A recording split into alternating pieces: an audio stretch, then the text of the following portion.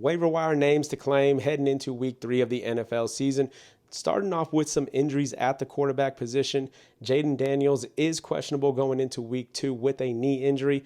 Joe Burrow has already been ruled out for at least the next 3 months. And JJ McCarthy has also been ruled out for the next few weeks with an ankle injury. So with that being said, let's look at the quarterback position. Starting off with Daniel Jones, who's currently second in passing yards in the NFL with a 71 completion percentage and is QB2 in fantasy through the first 2 weeks. And through the first 2 weeks, Trevor Lawrence is QB17 with 16 fantasy points per game and is only rostered in about 36% of ESPN leagues and 41% of sleeper leagues. And although he doesn't bring any rushing upside to your fantasy team, Matthew Stafford is still one of those reliable veterans who can get you those 15 to 18 point games with some spike weeks. And don't sleep on Joe Burrow's backup, Jake Brown, and he has great weapons around him.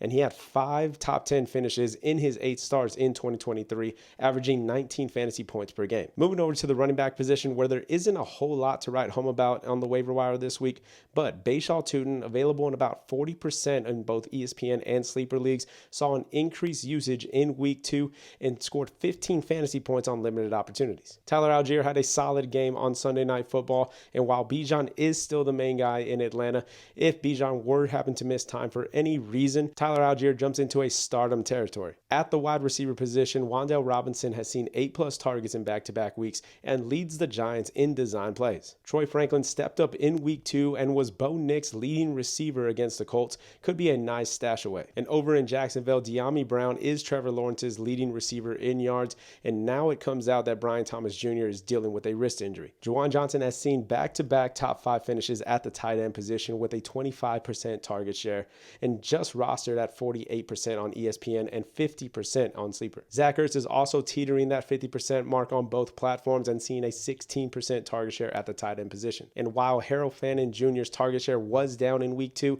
his route participation was still the same. And now looking at some defenses to stream in week 3, starting off with the Seattle Seahawks, who are the 2nd ranked unit in fantasy and are facing the Saints, who have the lowest implied team total in week 3. And surprisingly, the Packers are only rostered in 44% of ESPN leagues and just over 50% of sleeper leagues. They're taking on the Browns in week 3. And finally, we got the Colts taking on the Tennessee Titans, who have given up 5+ sacks in back-to-back weeks.